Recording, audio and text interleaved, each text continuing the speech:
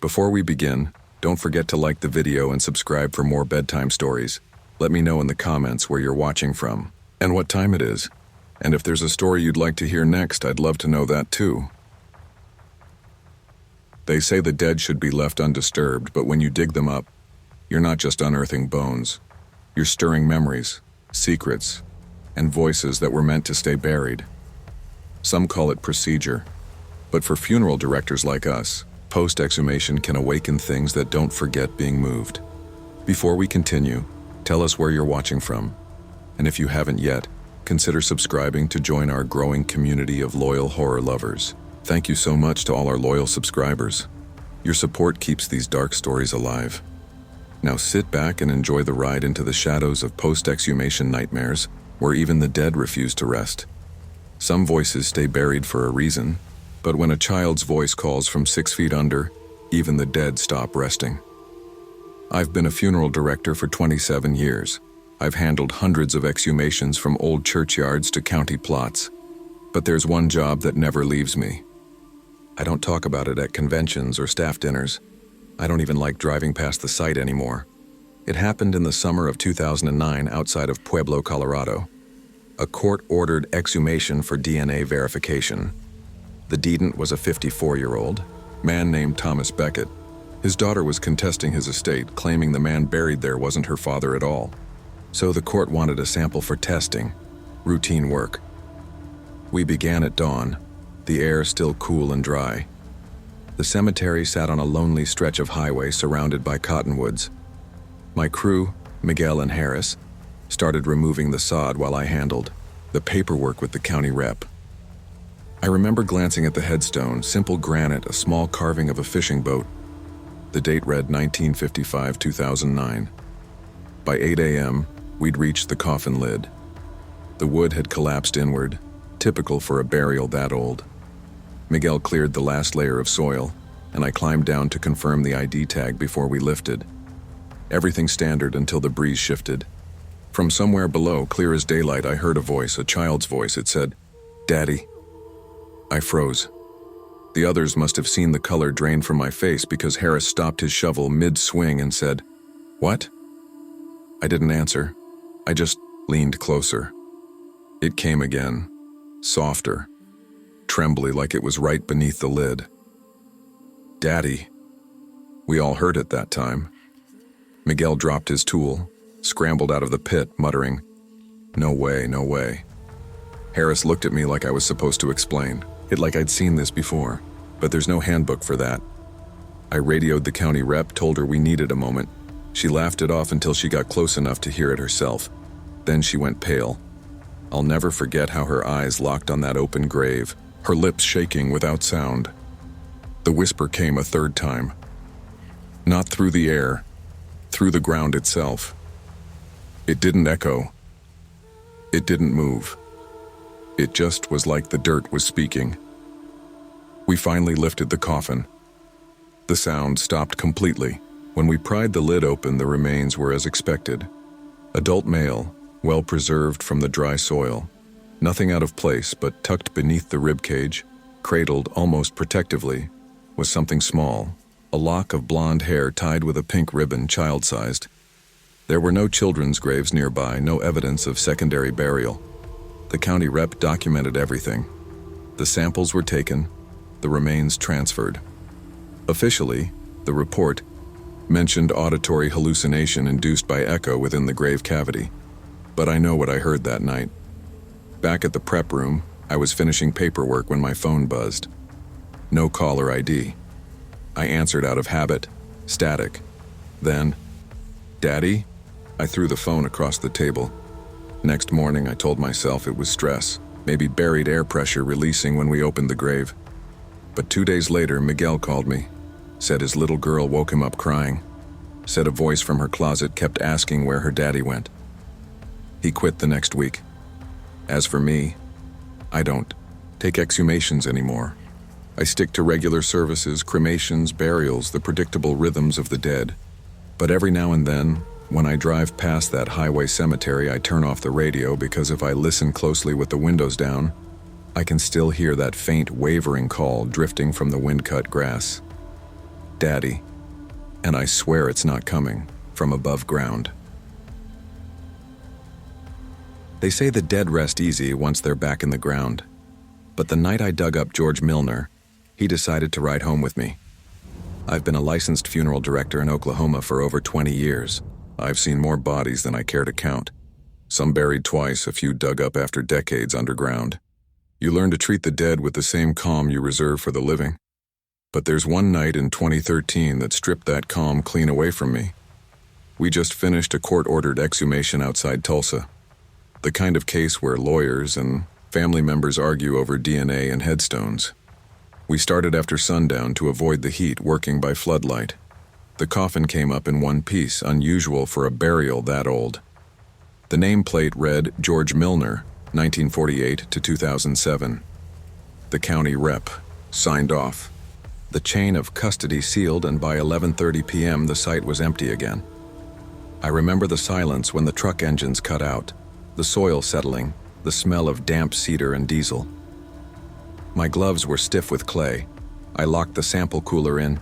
My trunk climbed behind the wheel and started the long drive home. The highway was dead quiet, flat black fields on both sides, the kind of stretch where you can drive 10 miles without seeing a porch light.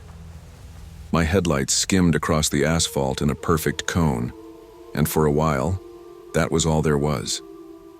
The hum of the tires and the occasional tick from the cooling tools in the back seat. Then I caught movement in the rear view. Just a shape at first, a darker patch against the dark. I blinked hard, thinking maybe it was a trick of the mirror or a reflection off the cooler latch. But when I looked again, the outline was clearer. A man sitting upright in the back seat, head turned toward the window, still quiet. I told myself it was fatigue. We'd been working 16 hours straight, digging in clay that fought us every inch. My brain was conjuring shadows, that's all. I tightened my grip on the wheel, eyes on the road. But every time I blinked, that shape shifted closer to the center, angled just slightly toward me. I switched on the dome light. Nothing. The seat was empty. The light flickered once and died. It never came back on after that. I kept driving, but the air inside the car felt wrong. Heavy, like the pressure before a storm. I rolled the window down, hoping for relief. But the air that came in wasn't cool. It was wet, like the inside of freshly turned earth. That's when the smell hit. Embalming fluid gone sour. You never forget that smell, even years later. It means something has leaked. Something that should have stayed sealed. In the mirror, the man was back closer now. I could see the slump of his shoulders, the tilt of his head, the faint ripple of his coat, as if the air inside the car moved differently around him. His reflection didn't line up with the back seat anymore. It floated just behind my right shoulder. I whispered, "You're not real." But saying it out loud didn't help. The radio came alive, static first, then a voice low and crackling. I couldn't make out words, just a rhythm like someone whispering through dirt. I reached to shut it off, but before I touched the dial, the reflection's head turned slow toward me.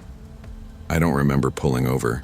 I just remember Gravelville popping under the tires and the car rocking as I hard near a drainage ditch. I sat there with my hands locked on the wheel, staring straight ahead, refusing to look in the mirror. The whispering stopped. The night was dead silent again. When I finally looked back, the seat was empty. I left the car idling, stepped out, and walked the rest of the way home. 2 blocks through still air, carrying nothing but my keys. I didn't even lock the car, couldn't bring myself to. Next morning, when I went back for my things, the engine started fine, but the interior light, the one that had gone out when I saw him, never came on again. I changed the fuse, the bulb, the switch, nothing. It was like something had burned it out from the inside. That car's gone now. Sold it the year after. But every so often when I drive home from a late shift and catch a glimpse of the rear view, I still half expect to see him there. Head turned toward the window, waiting for me to blink. They say the dead don't speak, but when I replayed the exhumation tape that night, someone buried under 6 FT of Missouri clay whispered back, "You shouldn't have moved me." He merely been in the business long enough to know that the dead have their own kind of silence. It's different from the quiet you get in a chapel or a graveyard. It's heavier. It presses on you. I learned that silence has a way of remembering things you'd rather forget. That summer, the county hired me for a re-examination outside Sedalia, Missouri, a small cemetery behind an old Lutheran church, maybe 20 graves total, most from the 60s and 70s. The job was simple: retrieve a body for comparison, confirm identity, reseal and report. Routine. The heat that week was brutal. You could smell the earth baking under the sun, sweet with decay and clay. My crew, just 2 men, set up the canopy while I handled documentation. I always recorded dictations on a small cassette recorder, a habit from back before digital files. Keeps the paperwork clean later. We started at dawn. The ground was packed dry, but once the shovels hit the lower layers, the soil turned darker, wet, sticky. You could hear every strike echo like it was hollow underneath. Around the 5-foot mark, the sound changed. A dull thud. The coffin lid. The wood had collapsed years back. Bones scattered by pressure and time. I kept my tone professional as I dictated. Remains partially intact. Recovered fragments appear consistent with adult male, approximate age mid-40s. While I spoke, I heard something faint through the recorder's tiny speaker. Just a scratch of interference, like static brushing over my own voice. Didn't think much of it. Out in the open fields, radio signals bounce and bleed all the time. By late afternoon, we had the remains bagged, labeled, and transferred to the van. The county rep signed the chain of custody sheet. Everyone went home tired and filthy. That night, after I showered, I sat at my desk to log the tape. I rewound it, pressed play, and started typing my notes. Everything sounded normal. The wind, my voice reading measurements, the clang of tools. Then came the first thud. It was the shovel strike, sharp rhythmic underneath it. Something low, a tone at first, then words. You shouldn't have moved me. It was so quiet it almost blended into the background hum, but it was there under my voice, perfectly timed to each shovel hit. I froze, rewound the tape, played it again. You shouldn't have moved me. 2 times, clear as breath on glass. The voice wasn't mine. I checked the recorder. Same model I'd used for years. No double track, no secondary mic. I replayed the tape through headphones, even cleaned the heads with alcohol. The words were still there, and worse, they grew louder each time I played them. Like the voice was climbing through the noise to reach me. By the 4th replay, the sound began to distort. My dictation slowed down, dragging like something was pulling the words backward. Then a high whine filled the speaker, followed by silence. When I ejected the tape, the magnetic ribbon had warped and curled, melted against the reel. I drove back to the cemetery the next morning. The grave looked untouched. Fresh sod, neat marker, no sign we'd been there. The county had already re-entered the remains after lab verification. Still, the air felt wrong. Thick, humid, alive. I left flowers on the grave, though I didn't know why. Maybe respect, maybe guilt. That night, I dreamed I was back there. Only this time, the coffin lid was still intact. I could hear knocking. From inside, steady, patient. When I woke, the tape recorder on my desk was running. The cassette inside was blank. No tape label, no markings. I hit play. Nothing for 10 seconds. Then the same voice whispered, "You shouldn't have moved me." The player jammed. The lights flickered, and when I looked down, the record button was pressed again on its own. I buried that recorder in the yard behind the funeral home and switched to digital dictation after that. But every now and then, when I'm working late and the air goes still, I swear I can hear the soft click of that old cassette deck starting up somewhere behind me, followed by the scrape of a shovel biting into wet earth. And every single time it sounds like it's getting closer. Thank you so much for watching till the end. Don't forget to like, share, and subscribe to our channel. And be sure to turn on the notification bell so you never miss future uploads. A special thank you to all our loyal subscribers. Your support means the world, and you're the reason these stories keep coming. You can also share your own story or experience in the comment section. I always read your comments. And don't forget to download your free ebook titled Fascinating and Unexplained Cat Stories Told by Hospice Nurses by clicking the link in the pinned comment below. Thank you for watching, and I'll see you in the next video if you dare. They thought I'd heard every sound a morgue could make. The hiss of the drain, the buzz of fluorescent light, the echo of my own breath behind a mask. But in 2012, down in Montgomery County, Alabama, I heard something new. A hymn, and not just any tune. A song the dead man used to love. It was a quiet night, the kind that makes every sound feel too loud. The case was a court-ordered exhumation, a 39-year-old man named Daniel Carrion. The family claimed the wrong body had been buried in his grave. Nothing criminal, just a dispute about identity. But the order came signed and sealed. I'd done plenty of reinterments before. They all followed the same rhythm: permits, chain of custody, county representative, sealed transport case. By 8 p.m., we had Daniel's remains back inside the prep room. The morgue itself was old, built sometime in the 70s tile, walls yellowed with time, vents that hummed like old throats trying to remember a song. The air conditioning never quite worked right. It clanked, whined, then settled into a steady drone that lived in your bones if you stayed long enough. Fluorescent tubes buzzed overhead, painting everything in that sterile blue-white light that makes even living skin look lifeless. We unzipped the transport bag and began our work. Gentle rinses, cotton cloths, soft brushes, the kind of motions that keep your mind quiet. There's a strange kind of peace in working with the dead. Not comfort exactly, but stillness. You start to hear things most people miss. The slow trickle of water, the drag of a glove across metal, the tick of a cooling vent. That's why, when the first notes drifted through the ceiling, I knew. I thought I'd heard every sound a morgue could make. The hiss of the drain, the buzz of fluorescent light, the echo of my own breath behind a mask. But in 2012, down in Montgomery County, Alabama, I heard something new. A hymn. And not just any tune, a song the dead man used to love. It was a quiet night, the kind that makes every sound feel too loud. The case was a court-ordered exhumation, a 39-year-old man named Daniel Carrion. The family claimed the wrong body had been buried in his grave. Nothing criminal, just a dispute about identity. But the order came signed and sealed. I'd done plenty of reinterments before. They all followed the same rhythm. Permits, chain of custody, county representative, sealed transport case. By 8 p.m., we had Daniel's remains back inside the prep room. The morgue itself was old, built sometime in the 70s. Tile walls yellowed with time, vents that hummed like old throats trying to remember a song.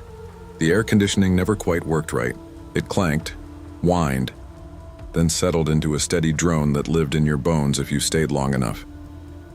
Fluorescent tubes buzzed overhead, painting everything in that sterile blue-white light that makes even living skin look lifeless. We unzipped the transport bag and began our work. Gentle rinses, cotton cloths, soft brushes, the kind of motions that keep your mind quiet. There's a strange kind of peace in working with the dead. Not comfort exactly, but stillness. You start to hear things most people miss: the slow trickle of water, the drag of a glove across metal, the tick of a cooling vent. That's why, when the first notes drifted through the ceiling, I knew it wasn't my imagination. Faint, thin as breath. But there, a melody carried through the ductwork. I froze mid-motion, brush hovering over bone. At first, I thought it was feedback from the ventilation system. Then I recognized the tune. Abide with me. My mother used to hum it in church, her voice trembling just enough to make the pews creak when she swayed. That song had a weight to it, a kind of surrender. Across the table, my assistant Carly looked up, eyes wide over her mask. "Do you hear that?" she mouthed. I nodded. The sound drifted from the vent above the autopsy table, an old square grill with rust creeping around the edges. The stain near the top looked almost like a cross. I turned off the faucet. The morgue fell still except for that ghostly, hollow music. The hymn played slow and patient like someone humming through metal lungs. Carly climbed onto a stool, pressing her ear close to the vent. "It's in there," she whispered. "It's real music." But it couldn't be. There were no speakers in that room, no radios, no intercom system. The duct ran straight to the outside unit. Nothing but pipes, filters, and air. We stepped out into the hallway to check if it came from another room. The sound stopped instantly. When we returned, it began again. Same tune, same notes.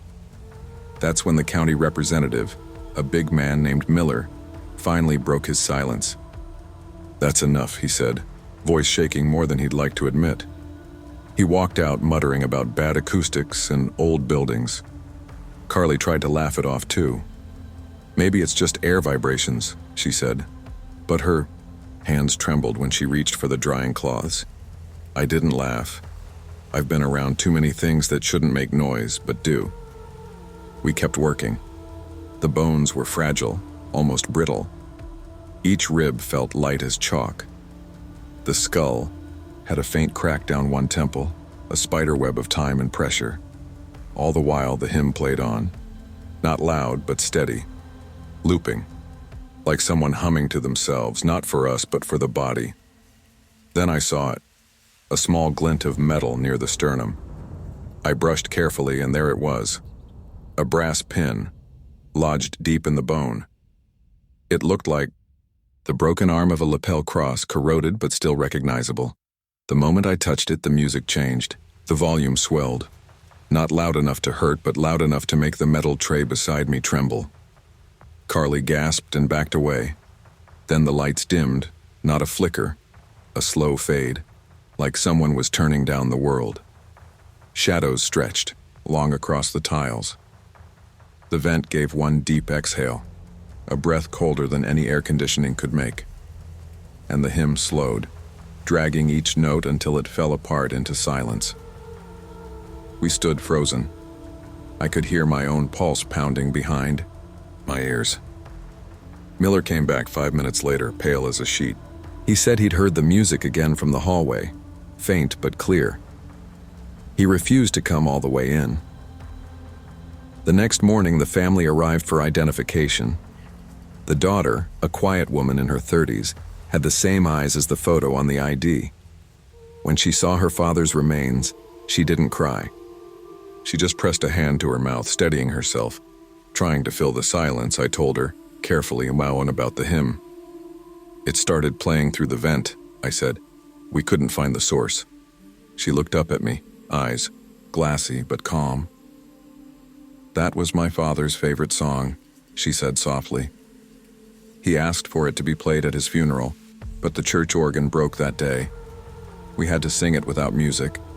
He used to joke that he'd come back just to hear it done right." I didn't answer. The air in the room seemed to shift, thickening around us. As the daughter left, the vent above us gave one faint exhale, almost like a sigh. We reburied Daniel later that week.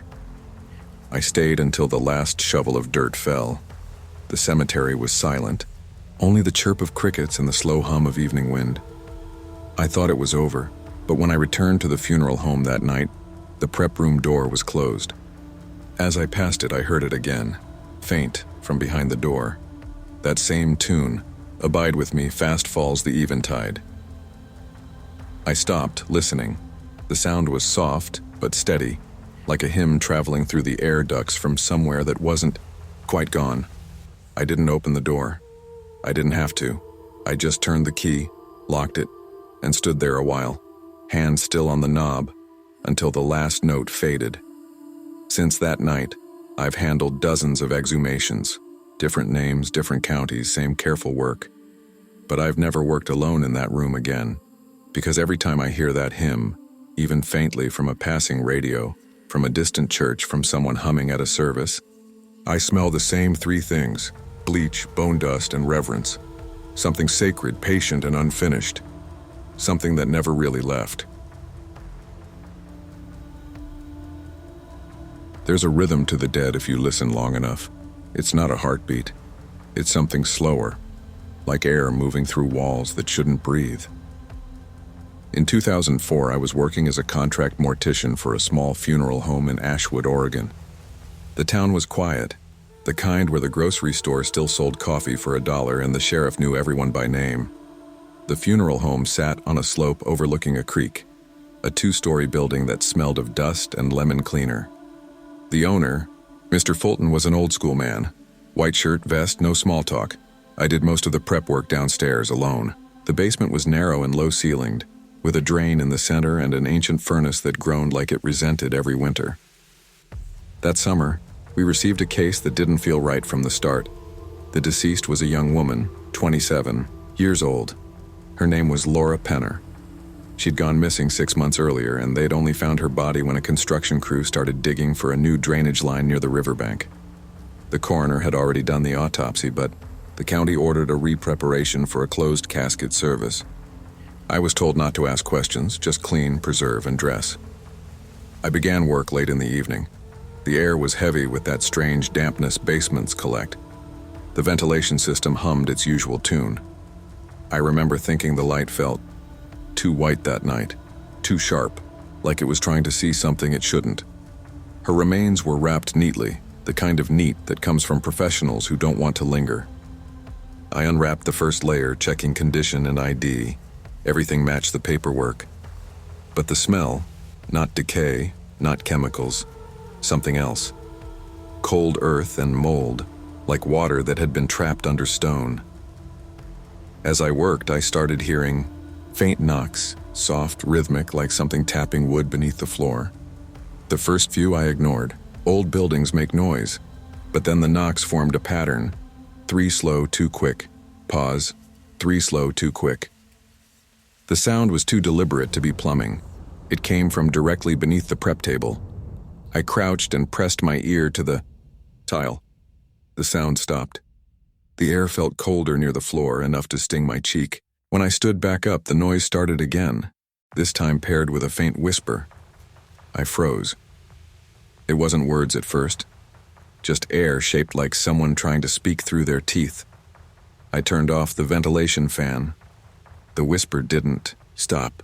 I backed away from the table and looked toward the far wall where the old furnace sat. The sound seemed to crawl from the vent grates, soft and uneven, like someone exhaling into a paper bag.